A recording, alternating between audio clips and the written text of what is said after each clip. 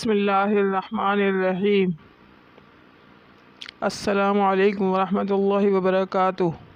جب سے دنیا قائم ہوئی، حضرت آدم علیہ السلام کی نسل بڑھتی اور پھیلتی گئی۔ انسان دو حصوں میں تقسیم ہو گیا، کسی نے نیکی کی راہ اختیار کی تو کسی نے بدی کا راستہ اپنایا۔ جس نے نیکی اختیار کی وہ صراط مستقیم پر رہا، جس نے بدی کا راستہ اختیار کیا وہ اللہ کے غضب میں آ گیا۔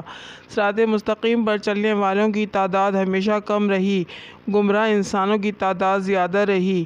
ان گمراہ لوگوں کو راہ راست پر لانے کے لیے اللہ کے نبی آتے رہے۔ حضرت آدم علیہ السلام کے زمانے کے بڑے عرصے بعد اللہ نے حضرت نوح علیہ السلام کو بھیجا۔ آپ علیہ السلام پر 10 صحیفے نازل ہوئے تھے۔ حضرت نوح علیہ السلام اللہ کے نبی تھے۔ آپ کو آدم ثانی بھی کہتے ہیں۔ آپ کے زمانے میں بھی گمراہی پھیلی ہوئی تھی، صرف چند لوگ ہی نیک تھے، اکثریت گمراہ لوگوں کی تھی۔ آپ نے اپنی قوم کو راہ راست پر لانے کے لیے تبلیغ شروع کی۔ وہ لوگ ہر قسم کی برائیوں میں مبتلا تھے، چوری، بے ایمانی، امانت میں خیانت کرنا، جھوٹ بولنا، شرمناک کام کرنا، ماں باپ کی خدمت نہ کرنا، کمزوروں کو حقیر سمجھنا، غریبوں کو دھتکارنا، جھگڑا کرنا، قتل کرنا، دوسرے کا مال چھیننا عام بات تھی۔ امراء اور سرداروں کا طبقہ غریبوں کو پریشان کرتا تھا۔ اس کے علاوہ وہ لوگ بتوں کی پوجا کرتے تھے، بتوں کو خدا کا درجہ دے رکھا تھا۔ ان کا خیال تھا کہ اگر بت کی پوجا نہ کی جائے تو بت ناراض ہو جائیں گے۔ ان کے نزدیک جو بت کی پوجا نہیں کرتا وہ جاہل اور احمق ہے۔ انہوں نے 5 بت بنا رکھے تھے جن کا نام ود، سوا، یعوق، نصر اور یغوث تھا۔ حضرت نوح علیہ السلام اپنی قوم کو دعوت حق دیتے، اچھے کاموں کے کرنے کا حکم دیتے، برے کاموں سے روکتے۔ وہ کہتے کہ بتوں کی پوجا نہ کرو، صرف ایک اللہ کی عبادت کرو جو سارے جہاں کا پروردگار ہے۔ واعظ و نصیحت کی غرض سے ایک روز آپ علیہ السلام نے ضیافت کا اہتمام کیا۔ ضیافت میں ہر حیثیت اور طبقے کے لوگ شریک تھے۔ آنے والے مہمانوں میں غریب بھی تھے، امیر اور سردار بھی تھے۔ صاحب حیثیت اور سردار غریبوں کے ساتھ اٹھنا بیٹھنا پسند نہیں کرتے تھے، انہیں حقارت سے دیکھتے تھے، نفرت کرتے تھے۔ لیکن حضرت نوح علیہ السلام نے سب کو یکجا کر دیا۔ لوگوں نے ضیافت کے اہتمام کا سبب دریافت کیا تو آپ علیہ السلام نے فرمایا، بھائیو، ہماری قوم کے لوگوں میں بگاڑ پیدا ہو گیا ہے۔ سب سے بڑی خرابی یہ ہے کہ طاقتور طبقہ کمزوروں پر حاوی ہوتا جا رہا ہے۔ جو کمزور ہیں وہ بھی ہمارے ہی بھائی ہیں۔ تم غریبوں کے ساتھ اٹھنا بیٹھنا پسند نہیں کرتے، تم ان سے نفرت کرتے ہو۔ ان میں جو بھوکا ہوتا ہے تم کھانا نہیں کھلاتے، اگر کوئی پیاسا ہوتا ہے تو تم پانی نہیں پلاتے، اگر کوئی بیمار ہو جاتا ہے تو تم ان کی عیادت نہیں کرتے، تم اپنے ماں باپ کی خدمت نہیں کرتے، دوسروں کا مال ناجائز طور پر کھاتے ہو، دوسرے کی ملکیت پر قبضہ کر لیتے ہو۔ یہ تمام شیطانی کام ہیں۔ اس کے علاوہ تم اپنے ہاتھوں سے بنائے ہوئے بتوں کی پوجا کرتے ہو۔ یہ بت تو تمہاری ہی طرح مخلوق ہیں، یہ تو تم سے بھی کمتر ہیں۔ یہ کہاں کی عقل مندی ہے؟ میں تمہیں ایک بڑے عذاب کی خبر دینے آیا ہوں۔ مہمانوں میں سے ایک شخص نے کہا، عجیب شخص ہے، ہمیں کہنے چلا ہے کہ ہم اپنے معبودوں کی عبادت چھوڑ دیں، عبادت نہ کریں۔ حضرت نوح علیہ السلام بولے، میں یہ نہیں کہتا کہ عبادت چھوڑ دو، عبادت کرو صرف اس ہستی کی جس نے ساری دنیا پیدا کی ہے، جو مارتا ہے اور جلاتا ہے۔ ایک نے کہا، نوح تو ایسا کہتے ہی رہتے ہیں، ہم اپنے معبودوں کے خلاف باتیں سننے کے لیے نہیں آئے، ہم تو وہ کرتے ہیں جو ہمارے باپ دادا کیا کرتے تھے۔ آخر میں لوگ مجلس سے اٹھ کر جانے لگے۔ ایک مرتبہ حضرت نوح علیہ السلام ایک راستے سے گزر رہے تھے کہ ایک بوڑھا نظر آیا۔ وہ بہت لاغر تھا، چلنے کی تاب نہیں تھی۔ حضرت نوح علیہ السلام نے دریافت کیا کہ تم اس حال میں راستے میں کیوں پڑے ہوئے ہو؟ کیا تمہارا کوئی گھر نہیں ہے؟ بوڑھے نے جواب دیا کہ میرے 7 بیٹے ہیں، انہوں نے بڑھاپے کے سبب مجھے گھر سے نکال دیا ہے، میرے پاس کھانے کے لیے بھی کچھ نہیں ہے۔ حضرت نوح علیہ السلام اسے اپنے گھر لے گئے اور کہا کہ تم اس گھر میں رہو، میں تمہیں کھانا دیا کروں گا۔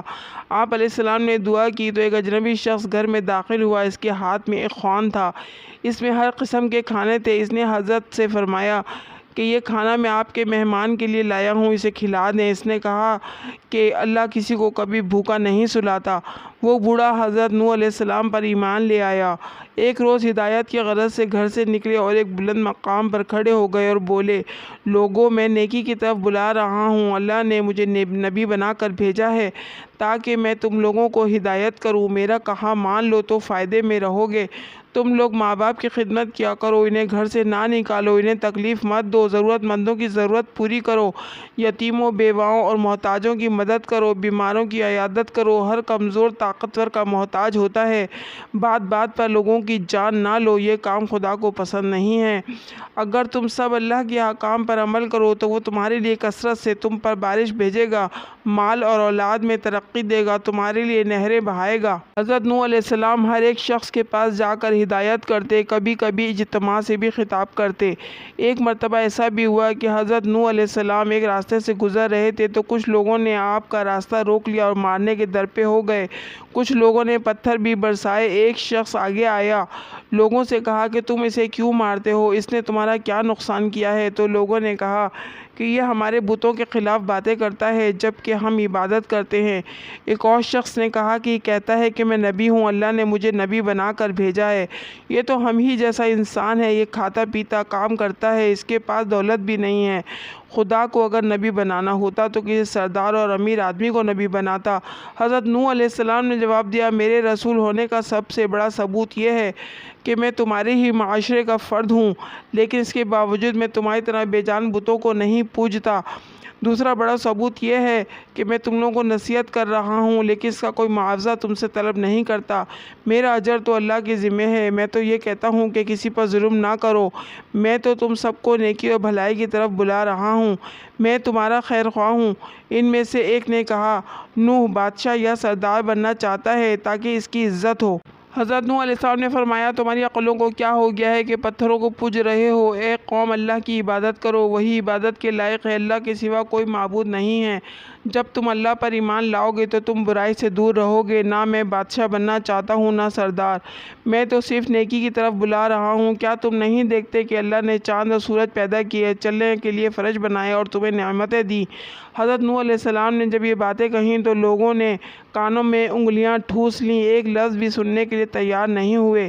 ایک موقع پر حضرت نوح علیہ السلام نے اپنی قوم سے فرمایا کہ اے نادانو، یہ کیوں نہیں سمجھتے ہو کہ یہ دنیا تو ایک آزمائش کی جگہ ہے، تمہارے سامنے اچھائی اور برائی دونوں ہیں۔ اے قوم، میں تم کو آنے والے دن سے ڈراتا ہوں، اس دن کوئی کسی کے کام نہیں آئے گا۔ دیکھو، جو غریب ہیں مجھ پر ایمان لائے ہیں، لیکن تمہیں دولت کا غرور ہے۔ اے قوم، غریبوں کے ساتھ حسن سلوک سے پیش آؤ، ننگوں اور بھوکوں کا خیال رکھو۔ ان میں سے ایک سردار نے غرور اور تکبر سے کہا، فرض کرو کہ ہم تمہاری بات مان لیتے ہیں، کیا تم پر ایمان لا کر غریب اور 2 ٹکے کے لوگوں کے ساتھ مل جائیں جو تمہارے ساتھ ایمان لائے ہیں؟ ایسا نہیں ہو سکتا۔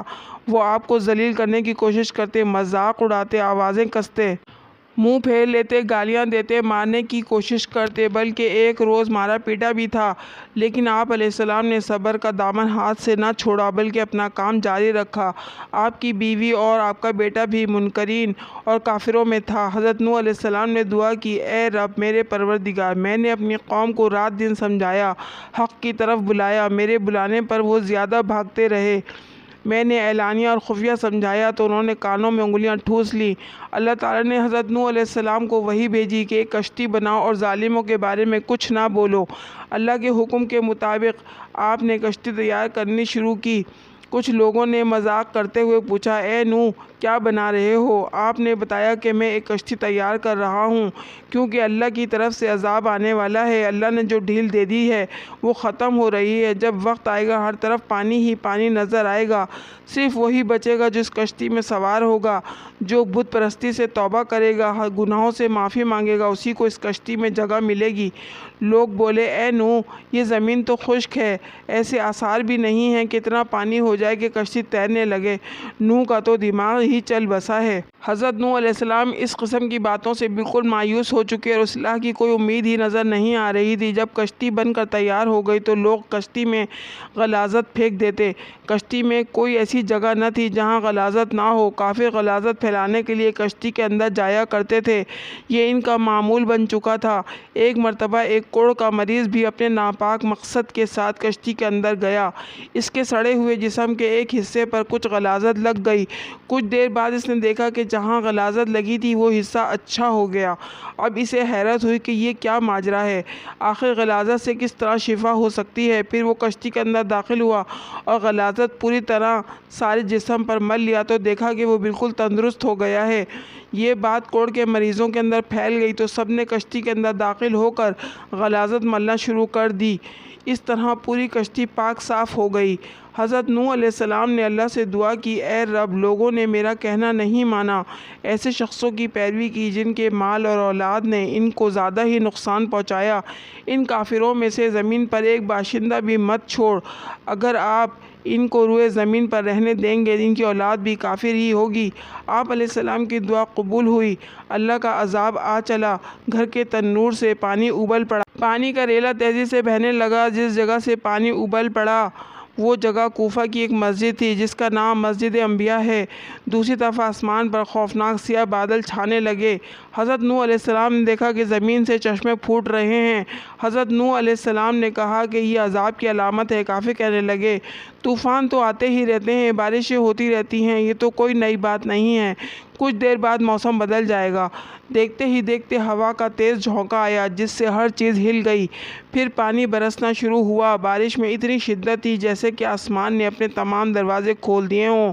حضرت نوح علیہ السلام نے ایمان والوں سے کہا کہ کشتی میں سوار ہو جاؤ۔ اللہ نے فرمایا کہ ہر قسم کے جانوروں کا جوڑا بھی کشتی میں سوار کرا لو۔ حضرت نوح علیہ السلام نے اللہ کے حکم کی تعمیل کی، ہر جانور کا جوڑا سوار کرا لیا گیا۔ کشتی میں ایک علیحدہ جگہ پر سب جانوروں کو بند کر دیا گیا۔ طوفان چلنے لگا، بارش سے ندی نالے اور زمین پر پانی بھر گیا، پھر زمین کے ہر حصے میں پانی بہنے لگا۔ اب حضرت نوح علیہ السلام کا جہاز تیرنے لگا، پانی اونچا ہو رہا تھا۔ حضرت نوح علیہ السلام کی نظر جب بیٹے پر پڑی تو آواز لگانے لگے، بیٹا اب اس کشتی میں سوار ہو جاؤ، تمہاری جان بچ جائے گی، اب کافروں کا ساتھ چھوڑ دو۔ تو بیٹے نے جواب دیا کہ میں پہاڑ کی اونچی چوٹی پر چڑھ جاؤں گا، پانی وہاں تک نہیں پہنچے گا۔ تب حضرت نوح علیہ السلام نے اللہ سے اپنے بیٹے کے بارے میں سفارش کی کہ میرا بیٹا ڈوب رہا ہے، یہ تو میرے ہی خاندان کا ہے، تیرا وعدہ سچا ہے۔ اللہ نے فرمایا کہ وہ تیرے خاندان والوں میں سے نہیں ہے، تیرے گھر والے تو وہ ہیں جو تجھ پر ایمان لائے ہیں۔ روایات کے مطابق بارش مسلسل 40 دن تک ہوتی رہی، جو کچھ زمین پر تھا سب ڈوب گیا۔ کافروں کا کام تمام ہوا۔ جو لوگ حضرت نوح علیہ السلام پر ایمان لائے تھے وہ کشتی میں سوار ہو کر بچ گئے۔ کشتی کوہ جودی پر جا کر ٹھہری جسے ارارات بھی کہتے ہیں۔ کشتی میں سب سوار تھے۔ اسی دوران حضرت نوح علیہ السلام کو ایک فاختہ نظر آئی، اس کی چونچ میں زیتون کے درخت کا پتا تھا۔ یہ امن و سکون کی علامت تھی، یعنی پانی اتر چکا ہے۔ کوہ جودی یا ارارات مشرقی ترکی میں ہے، یہ 16,900 فٹ بلند ہے جو برف سے ڈھکی رہتی ہے۔ روس کی سرحد بھی اس سے ملتی ہے۔ اس پہاڑ کو ناقابل تسخیر خیال کیا جاتا تھا، لیکن 1929 میں جرمن ماہر طبیعیات جان جیکب نے 2 ناکام کوششوں کے بعد اسے سر کر لیا۔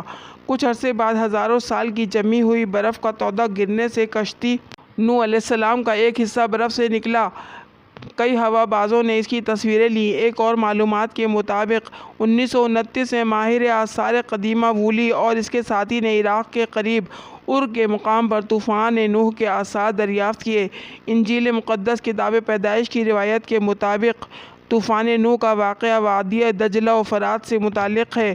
عراق میں قدیم زمانوں کے لکھے ہوئے کتبے دریافت ہوئے، ان میں ایک زبردست طوفان کا ذکر تفصیل سے ملتا ہے۔ ایک ماہر نے دعویٰ کیا ہے کہ اس نے شہر ار کی سب سے نچلی سطح میں طوفان نوح کے آثار پائے ہیں۔ عیسائیوں اور یہودیوں کی الہامی کتب میں ارارات کا ذکر طوفان نوح کے حوالے سے آیا ہے۔ بائبل میں لکھا ہے کہ 7ویں مہینے کے 70ویں دن کشتی نوح ارارات نامی پہاڑ پر آ لگی۔